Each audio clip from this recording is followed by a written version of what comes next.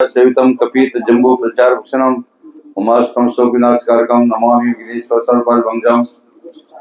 मंच पर हमारे कथा व्यास राहुल कृष्ण जी, हमारे शिव मंदिर समिति के सभी पदाधिकारी सदस्य, दिलीप शास्त्री, सभी माताएं, बंधुओं, आप लोग भागवत कथा जो है एक करीब 6 दिन हो गया, 6 दिन से आज सुन रहे हैं।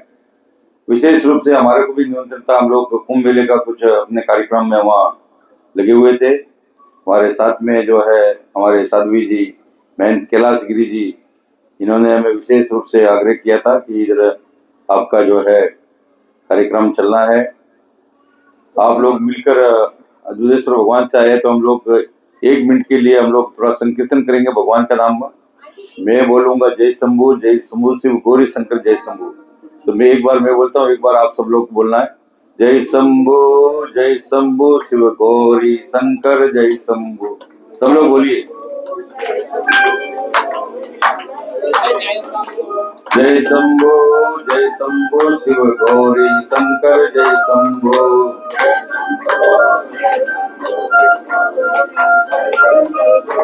जय शंभू शिव गौरी शंकर जय शंभू।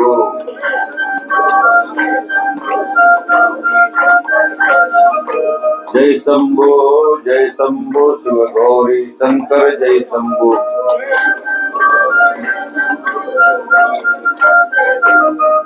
राधे राधे। आप लोग सब राधे राधे बोलने का मतलब अपना अभ्यास है ना जी। भागवत में बहुत अच्छा हमारे विशेष रूप से देखिए कि भागवत कथा का हमारे सबके जीवन में, हमारे जितने भी षड दर्शन साधु समाज और जितने भी भारत के दर्शन है, सभी में भागवत ग्रंथ का बहुत महत्व होता है। भागवत का जो भी एक बार सुन लेते हैं, जिनके पूर्वजों का मुक्ति नहीं हुआ, उनका भी मोक्ष को प्राप्त हो जाते हैं। भागवत का एक ऐसे कथा है कि जैसे देख लिए कि आप बीच में सुने होंगे प्रसंग कि जब देवकी जी का वो जो आकाशवाणी होता है कि भाई देवकी जी के गर्भ से 8वां गर्भ से जो है कंस का वध हो जाएगा, तो कंस ने जब सुना, वो जबकि अपनी बहन को शादी विवाह होने के बाद विदा करना ले जा रहे थे, तो उन्होंने जो है उसको अपना कि भाई मौत जो जीवन में सबको आता है, वो मृत्यु को उन्होंने जो है चैलेंज दिया, चैलेंज के रूप में कि भाई अब मान लीजिए कि 8 पुत्र होने में कितना समय, वर्षों का समय, परंतु जब राजा परीक्षित के एक ऋषि का श्राप लगा, वो कलयुग के कारण, और जब अपने महल में जाकर उसने मुकुट उतारा तो उसके मन में आया कि मेरे को पाप हो गया, एक साधु का, एक ब्राह्मण का, किसी का अपमान हो गया। ऐसे मन में भाव आने के बाद में उसने बोला कि मैं पछतावा करूंगा, उनको क्षमा मांगूंगा।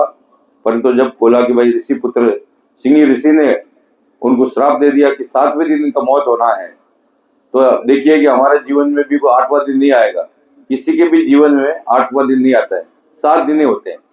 हम लोग जो है जीवन में जो हमें शरीर प्रभु ने दिया है भक्ति प्राप्त करने के लिए, आप पुत्र के लिए, पुत्री के लिए कितना भी करेंगे, अंत में क्या है कि आपको पछताना ही है, कभी भी शाबाश नहीं मिलेंगे। वो बोलेगी जी आपने जन्म दिया, आपका कर्तव्य इसलिए आप कर रहे हो हमारे लिए। तो ये बच्चों में, आजकल का बच्चों में बहुत कम संस्कार होता है जो माँ बाप का सेवा करते हैं। तो बोले कि सबसे बड़ा है प्रभु का भक्ति। जैसे अभी भारी संख्या में माता लोग आके यहाँ पर भागवत का कथा सुन रहे हैं, श्रवण कर रहे हैं, ये सबसे बड़ा भक्ति है हमारा कि हमारा भागवत का कथा जो आप लोग श्रवण कर रहे हैं, 7 दिन से जो अपना ये भागवत का मोक्ष को प्राप्त करने वाले हैं। तो बोले जब राजा परीक्षित को जब ये मान लीजिए कि ऋषि का श्राप से 7वें दिन मृत्यु हो जाएगा, तो उसने क्या बोला, सब कुछ छोड़ के, और वो विशेष रूप से कि भाई सुखदेव जी मुनि जो बहुत साधना करने वाले, जिन्होंने भागवत का रचना किया, और उन्होंने बोले तब साधना करके एक तपस्वी है, उनके चरणों में लेट गए और बोले कि भाई हमको ये भागवत सुनाइए। तो उन्होंने जो है ऋषि तैयार हो गया और उन भागवत सुना, तो 7वें दिन उनको मोक्ष हो गया। तो भागवत का तो यही है कि हम लोग भागवत सुनने से अर्थ की स्थिति और जो अपना मानसिक स्थिति, बहुत से प्रकारों के जीवन में विकार है कि हमारे जीवन में जो कहते हैं ना कि बहुत से प्रकारों का विकार है, व्यक्ति के जीवन में बहुत कष्ट है, बहुत सारे दुख है, उनको निवारण करने के लिए विशेष रूप से भागवत कथा का सुनना था से हमारा मोक्ष को प्राप्ति हो जाती है। मोक्ष का एक तरह से ये होते हैं कि भाई हमको जिस भी चीज से लगाव है, मान लीजिए कि आपका प्रभु से भक्ति में लगाव हो गया, या किसी भी चीज में व्यक्ति का किसी को लगाव हो जाता है। आपको मान लीजिए कि मेरा एक कपड़ा है, कपड़े से लगाव हो गया तो इससे मोह हो गया, और इसका मान लीजिए कि इसको हमारा फट गया, खराब हो गया, इसको हम नया कपड़ा लेते हैं तो इसको खत्म हो गया, इसका मोह खत्म हो गया, तो बोले वो मोक्ष हो गया। तो ये मोक्ष प्राप्ति करना ये भागवत का लक्ष्य है। आप माता लोग इतने संस्कारवान, माता लोग से बैठी हुई हैं, बड़े संस्कारवान है, बड़ा भाव से कथा सुन रहे हैं, तो ये है कि सबसे बड़ा अपने बच्चों को हमेशा से संस्कार देना है। अब मान लीजिए कि अब बहुत से माता लोग क्या होता है कि छोटे बच्चा है, मान लीजिए 2 साल का, 3 साल का, 7 साल 8 साल का बच्चा है, वो बच्चे को क्या डांटते रहते हैं, कोई चीज तोड़ दिया तो बोले बच्चा बहुत गंदा काम किया, बहुत किया। कभी भी बच्चे को ऐसा मानसिकता नहीं बनाना। बच्चा छोटा बच्चा है, उसको हमेशा ये बोलिए, कोई कप तोड़ दिया या कोई आपका कोई फूलदान तोड़ दिया, बोले अच्छा किया बेटा तोड़ दिया, कल से नया आएगा, ये पुराना हो गया, टूट नहीं था, इसको तो बेकार है, तो बहुत अच्छा किया, उसको सवाल ही देना चाहिए। क्योंकि बच्चा का उस समय मन को जो विकास होता है, भगवान कृष्ण ने भी बोला कि जो 11 साल तक बच्चे को डांटना नहीं है, मारना नहीं है, उसको कुछ फटकारना नहीं है, परंतु 11 से लेकर 18 साल तक बच्चे को डांटना भी है, मारना भी है, उसको अनुशासन में भी रखना है। 18 के साल में क्या करेगा क्या नहीं करेगा वो आपको बस का नहीं है, तो उसको छोड़ देना चाहिए। तो इसीलिए सबसे बड़ा माता लोग का है कि बच्चों को, छोटे बच्चों को भगवान का, भक्ति का, आप अगर मान लीजिए कि बच्चे हमेशा क्या करते हैं कि जो आप जो करेंगे वही बच्चे करेंगे, आपके कहने के अनुसार नहीं बच्चे चलेंगे। आप सोचेंगे कि मैं तो मोबाइल चला रहा हूँ, बच्चे को बोले तुम बेटा बेटा रामायण का पाठ कर ले या भगवान का भजन नहीं करेगा।